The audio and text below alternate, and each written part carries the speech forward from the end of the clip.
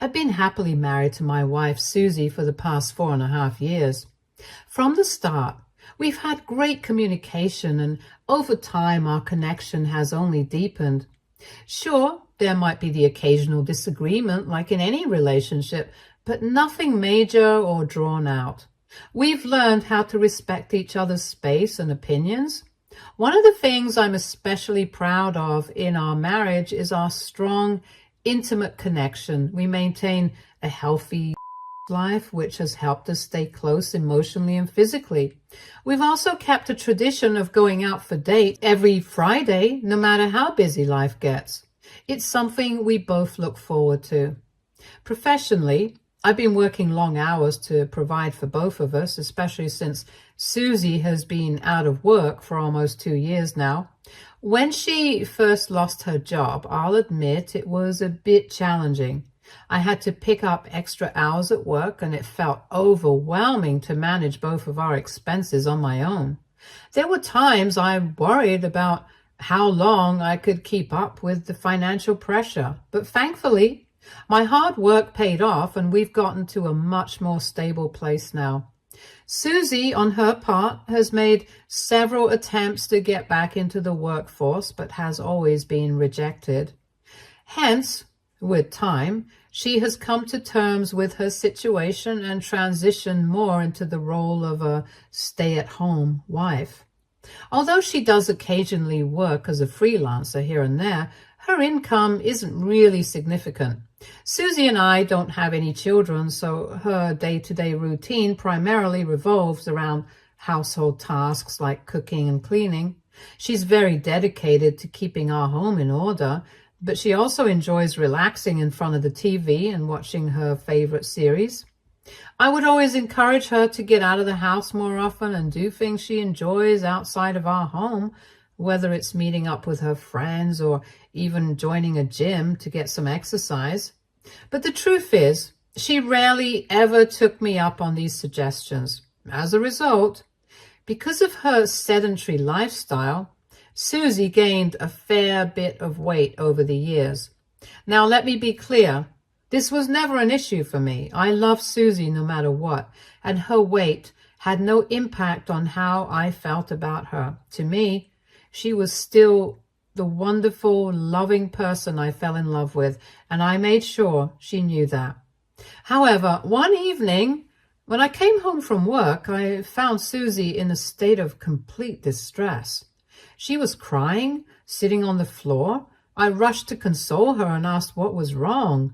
She silently pointed to the pile of clothes on the floor, most of which had been angrily thrown out of her wardrobe.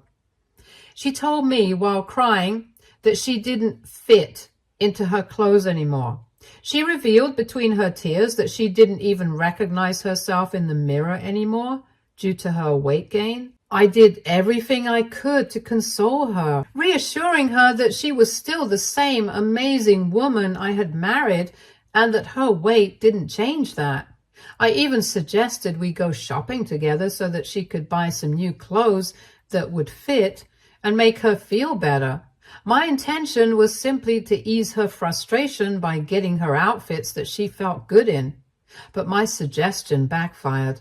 Instead of feeling supported, Susie got even more upset. She started crying even louder, insisting that I didn't understand her at all. She said she didn't want to wear bigger clothes because doing so felt like admitting defeat. She didn't want to acknowledge the weight gain at all. I felt genuinely bad for Susie that night. Seeing her in so much pain over her weight gain made me realize that the issue was more than just about clothes or appearance. It was about how she felt about herself. Wanting to help, I gently urged her to acknowledge the weight gain so that we could then tackle this together. I suggested that we could start waking up early every morning, go for a run together. It wasn't just about exercise. I wanted to show her that we were a team in this, and that I was fully committed to supporting her. I also pointed out to her that we'd stop bringing in unhealthy snacks like chips and cookies during grocery shopping. I knew those were her usual go-tos, so I figured if we both shifted towards healthier meals and snacks, it would be easier for her to stay on track.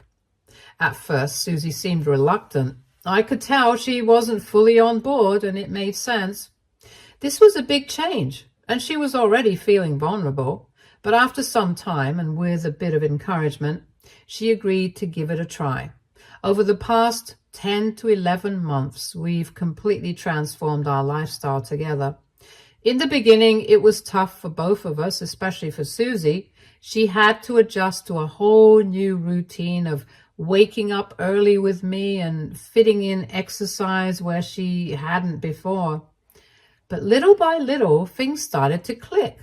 As the weeks went by, Susie began to find her rhythm, and I was amazed at her determination. I could see her confidence gradually returning as she became more active and started making healthier choices when it came to her mealtime. Then, about 2 months ago, she took a huge step and joined a gym to start strength training. Unfortunately, because of my long work hours, I wasn't able to join her at the gym, but that didn't matter. What mattered was that she had taken this step on her own, and I couldn't have been prouder of her decision. She was stronger, healthier, and more importantly, happier. I slowly watched her blossom into someone who is far more outgoing and confident. She started going out more frequently, made new friends at her gym, and even started experimenting with her looks. In many ways, she had become the best version of herself, and I was so proud of my wife. When I got promoted at work, I wanted to celebrate this big achievement with her. With my promotion came more financial security, and I was excited about the future for us, so I planned a special evening out, hoping to make it a memorable night for both of us. During the date, I brought up something to Susie that had always been a part of our long-term plan, starting a family. With the promotion, I felt that the timing was perfect for us. I told Susie that now, more than ever, we were in a stable position financially, and it was the right time to try for kids. I thought she would be happy, especially since this had been our plan all along, and we had talked about it many times in the past. But as soon as I mentioned it, I noticed a shift in her mood. She grew quiet, which was unusual, especially given the fact that she had always told me how much she wanted to become a mother. I continued, telling her how this promotion was a stepping stone towards achieving our dream of becoming parents. I was excited and even told her that once she got pregnant, I would make arrangements at work to reduce my hours so I could be more present at home and help her out with everything. I was fully committed to being a more present dad and husband. Despite my enthusiasm, Susie didn't seem to share the same feelings. Her expression grew more somber as I spoke, and she stayed unusually quiet. Seeing the gloom on her face, I knew something was off. Concerned, I asked her what was wrong, wanting to understand what was going through her mind. And this is when Susie revealed to me that she was having second thoughts about having kids. I was caught off guard. It wasn't what I had expected to hear at all. She continued to tell me this just wasn't the right time for kids and that we should be enjoying our youth and freedom for a few more years at least. I tried to ask her for specific reasons why she felt this way so suddenly, but she didn't want to elaborate. Although I was a bit heartbroken, I assured her that I was willing to put our plans on hold at the moment and that we could talk about this topic again in the future. For the rest of the evening, we continued talking about other things. In hindsight, I realize now that I should have encouraged her to open up more about what was really going on in her mind. At the time, I thought I was respecting her space by not pressing the issue, but looking back, I now see this as the first indication that something was starting to go wrong in our marriage. Over the next few weeks after our conversation, I noticed that Susie began to grow distant from me. It wasn't sudden, but a gradual shift. Small things started to change in our relationship. For example, Susie stopped having dinner with me every night like she always used to. Instead, she would eat earlier in the evening and then spend most of her nights in bed, glued to her phone or watching the TV on her own. Susie began skipping our usual date nights, something we had always made a priority. When I would ask her to reschedule and spend time with me instead, she would argue that she had already made plans with her new friends from the gym and did not want to cancel them. I knew that her newfound social life and confidence were important to her, so I tried to be as supportive as possible. But at the same time, it was hard not to feel hurt by the growing distance between us. Then things worsened one night when she was out with her friends. Susie had gone out like she usually did, and normally would be back before 11 p.m. And if she was running late, she'd always let me know by text. But this time, the clock kept ticking and she didn't come home at her usual time. I called her phone around 11:30 just to check if everything was okay, but the call went straight to voicemail. It was getting late and I couldn't sleep, so I stayed up, hoping to hear the door open or at least get a call back from her. Then, finally, around 1:30 a.m., the doorbell rang. I practically jumped up from my bed and rushed downstairs. When I opened the door, what I saw left me stunned. Susie was almost limp, smelled strongly of alcohol, was barely able to stand, and was hugging a man for support. There were other people standing around her. I invited them in as I realized that these were the people she usually hung out with. The man who was helping Susie walk gently put her down on the sofa where she immediately passed out. I was confused and concerned looking at my wife, so I asked him what had happened. One of the girls stepped forward and explained that they had partied a bit too hard that night, as it was her birthday, and that Susie had a little too much to drink than usual. I was a bit surprised to hear this, since my wife never drank more than a glass of wine with me.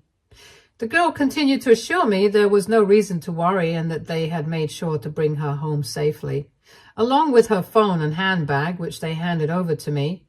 I appreciated their gesture, but seeing Susie in such a state, so unlike her usual self, was unsettling. As I looked around the group of people in my living room, I quickly realized that they were all much younger than me and Susie.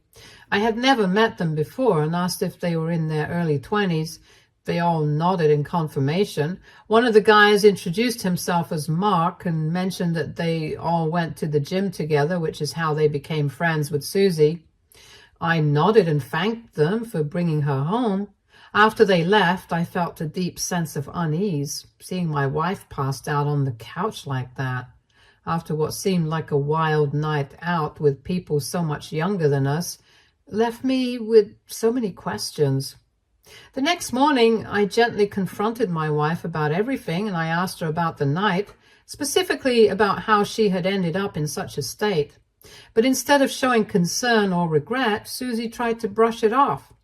She told me she was just enjoying with her friends and was now left embarrassed because she couldn't handle her drink. She laughed as if it wasn't a big deal and assured me that it wouldn't happen again. Still concerned, I asked her if something else had happened that night, if there was any possibility someone had spiked her drink or taken advantage of the situation. But Susie shook her head and told me that I needed to stop overthinking. She assured me that everything was fine and that her friends wouldn't do anything like that.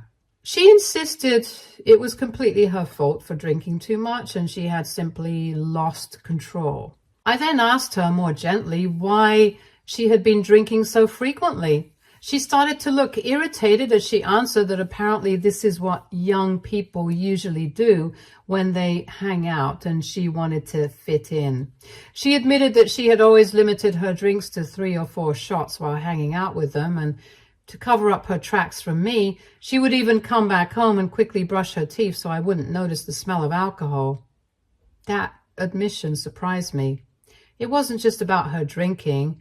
It was the fact that she had been intentionally hiding this part of her life from me. I started to wonder what else I might not know about.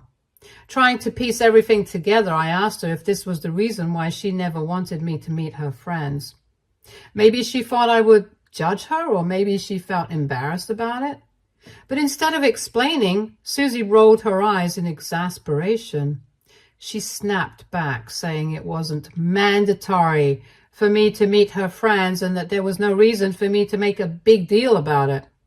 She confessed that she could not make friends with anyone older at the gym, while this group of people were very welcoming to her and she liked hanging out with them. My intention wasn't to accuse her of anything.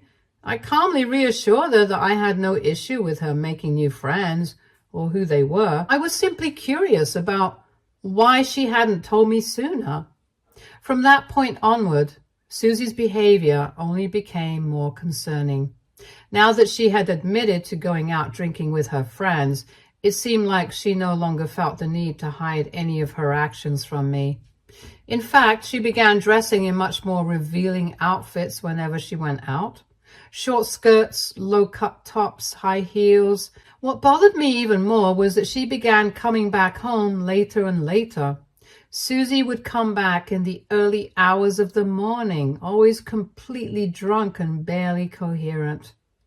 It was becoming a pattern, and I couldn't help but feel increasingly weirded out by her behavior.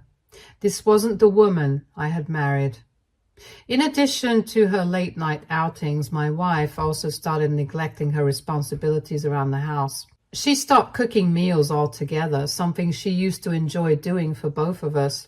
There were no more groceries in the fridge because she would forget to go shopping. With my long work hours, it became increasingly difficult for me to manage both my job and household duties. I was already feeling stressed at work, and now I had to take care of everything at home too. It frustrated me, especially since Susie didn't seem to care about the impact her growing behavior was having on our lives. One day, I decided to confide in one of my close friends about what was going on at home. I laid it all out. Susie's late-night drinking, her neglect of the house, and how distant she had become. I was expecting my friend to offer me some reassurance, but instead, he hit me with a dose of harsh reality. He pointed out that these were all massive red flags, things I had been overlooking because I still wanted to believe the best about Susie. He told me bluntly that it was very possible my wife was cheating on me and that I needed to stop seeing her through rose-colored glasses. That conversation shook me to my core. The idea that Susie might be unfaithful had never fully crossed my mind. But once my friend said it out loud, I couldn't stop thinking about it. Her erratic behavior, the late nights, the secrecy. It all started to make sense in a way I didn't want to admit.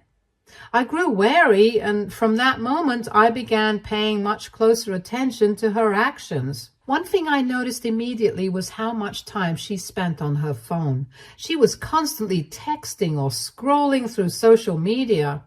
But the way she did it felt different, more secretive. She would often hide the screen when I was nearby or quickly change apps if I came into the room. It made me suspicious. I knew that if I wanted to find out the truth, I would need to get my hands on her phone. That night, after Susie came home drunk and passed out on the bed, snoring like she often did after her nights out, I made my move. Quietly, I slipped out of bed and grabbed her phone from her bag, my heart pounding in my chest. I hurried out of the room, careful not to wake her, and found a quiet corner in the house to check her phone.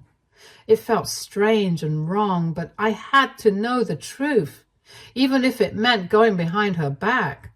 The first hurdle was getting into the phone. Susie had recently changed her password and I didn't know it. For a moment, I panicked, but then I remembered that Susie was forgetful. She likely would have changed it to something she could easily remember. I began trying different significant dates, her birthday, our anniversaries, but none of them worked. Then, on a hunch, I tried her mother's birthday, a date I knew she held close to her heart. To my surprise, it worked. I had unlocked her phone. With shaky hands, I started going through her messages, my stomach in knots, fearing what I might find. At first, there was nothing out of the ordinary, just casual conversations with some of her gym friends, including a few with Mark, the guy who had helped carry her home that night. But the more I scrolled, the more my heart sank. There it was, plain as day. Messages between Susie and Mark that went far beyond just friendly banter. They were flirtatious and intimate, and then there were messages and photos exchanged between them that left no doubt that Susie had been having a physical relationship with him. The texts went back weeks, maybe even months. In one of their most recent conversations, they had discussed skipping the gym and going to a nearby motel instead to have their usual fun time. My heart dropped when I read that. It was clear that Susie had been cheating on me with Mark all along. I quickly took photos of the messages, making sure I had enough evidence in case I needed it later. I was disgusted, heartbroken, and furious all at once. The trust I had in my wife, the woman I had loved and had been married to for years, was shattered. I decided that I needed more than just text messages. I needed to catch her in the act, to confront her with undeniable proof. The motel plan they had discussed in their texts gave me the perfect opportunity. I knew what I had to do next. Catch my wife red-handed. That is exactly what I did. The following day, with the weight of the previous night's discovery still heavy on my shoulders, I decided to take action. I knew that Susie and Mark had planned to meet up at the motel. I left work early and drove to the motel where I knew they would be, hoping to catch them in the act. When I arrived, I saw Susie and Mark pull up in separate cars, just as I had anticipated. They were laughing and seemingly in high spirits, completely oblivious to what was about to unfold. I took photos of them as they made their way into the motel, my hands shaking with a mix of anger and disbelief. After about an hour, they emerged from the motel. The sight of Susie with her hair disheveled and a look of carefree contentment on her face made my blood boil. I got out of my car and walked towards them, holding my phone up to record the whole scene. My intention was to capture everything on film so there would be no doubt about what was happening. When Susie saw me approaching, her expression changed in an instant. She froze, her face going pale as she realized what was about to happen. Mark, on the other hand, remained silent and looked visibly scared, clearly uncomfortable with the situation. At that moment, I completely lost control. My anger and hurt were all consuming, and I shouted every insult and name I could think of. I was livid beyond words. I told Mark he could have her. I was done with her cheating broke ass. Susie started to beg, tears streaming down her face as she ran after me, but I got into my car and drove away, my heart pounding in my chest. I managed to get home before Susie did, and I quickly packed a few essential items, clothes, personal belongings, anything else I thought I might need. Then I headed to a nearby hotel, needing a place to escape and collect my thoughts. That night, fueled by a mix of anger, confusion, and a bit of alcohol, I made the rash decision to post a video on Facebook. I wanted everyone to know how my wife had shattered our marriage, to expose the truth so that she could not go around acting like a victim. I don't remember much after that, but the next morning I woke up to a barrage of missed calls. My phone was lit up with notifications from friends, family, and, of course, Susie. Feeling overwhelmed, I decided to call back my parents first. I didn't want them to worry, and I needed to hear their voices.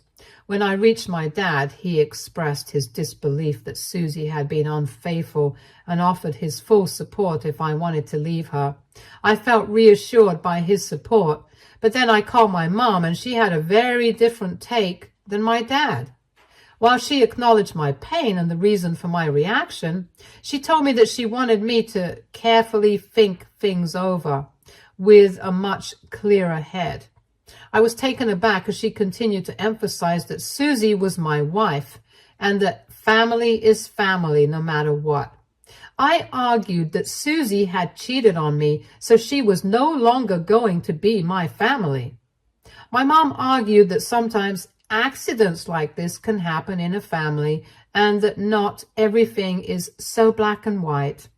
I asked her what she meant by accident, and my mom responded cryptically that people can't always stay loyal in their marriages for a long time, and that sometimes mistakes can happen.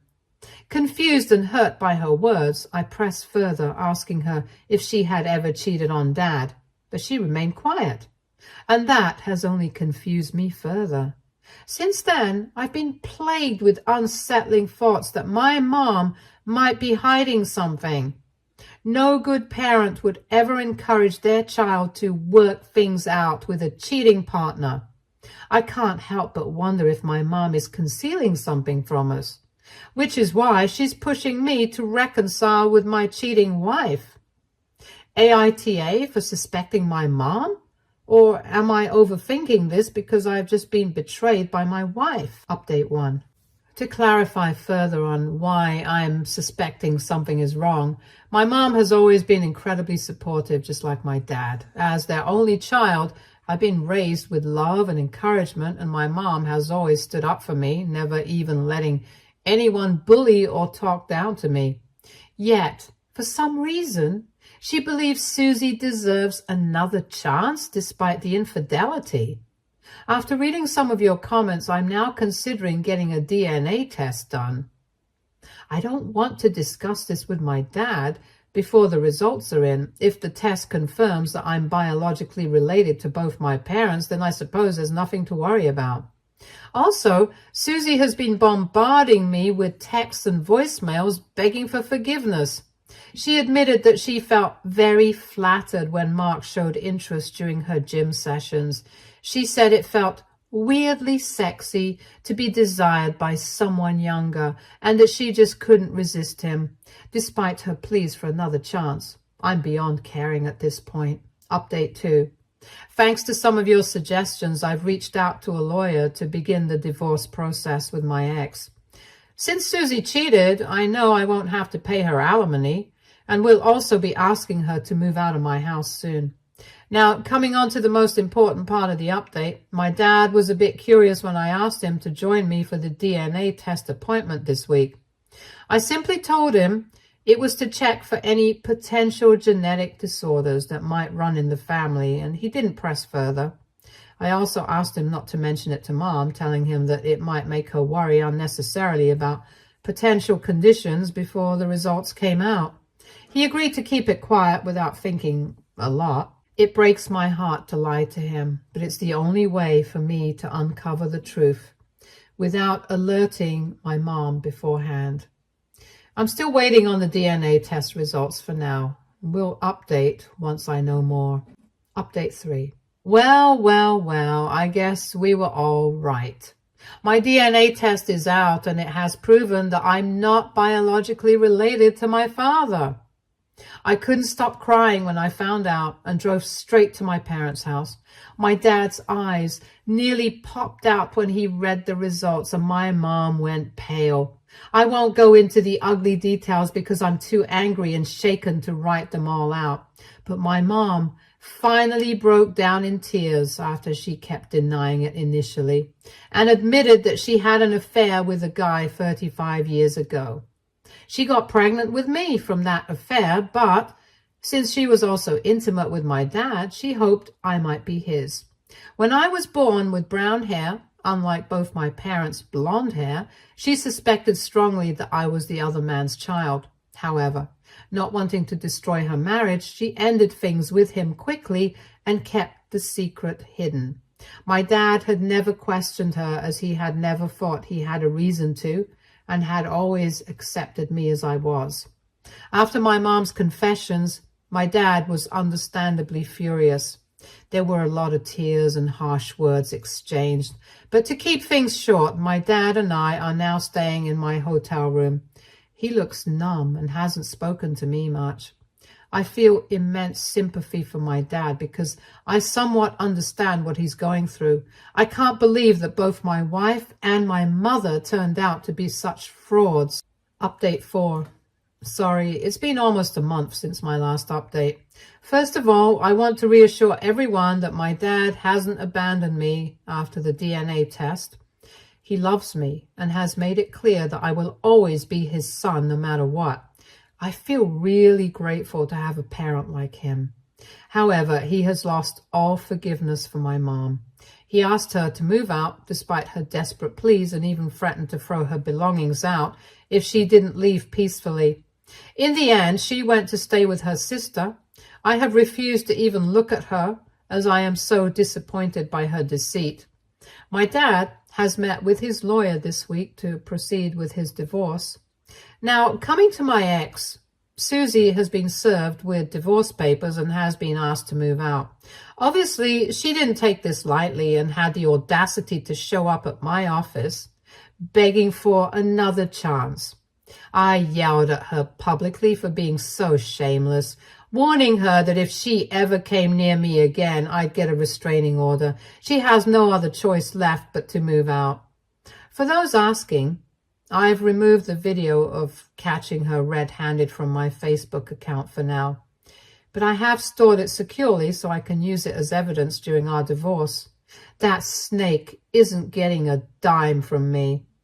For now, both my dad and I are deeply hurt and heartbroken. We're determined to heal and move forward. We're focusing on rebuilding our lives and finding strength in each other as we move on from our cheating partners. Stay tuned for more stories from Argo Relationships.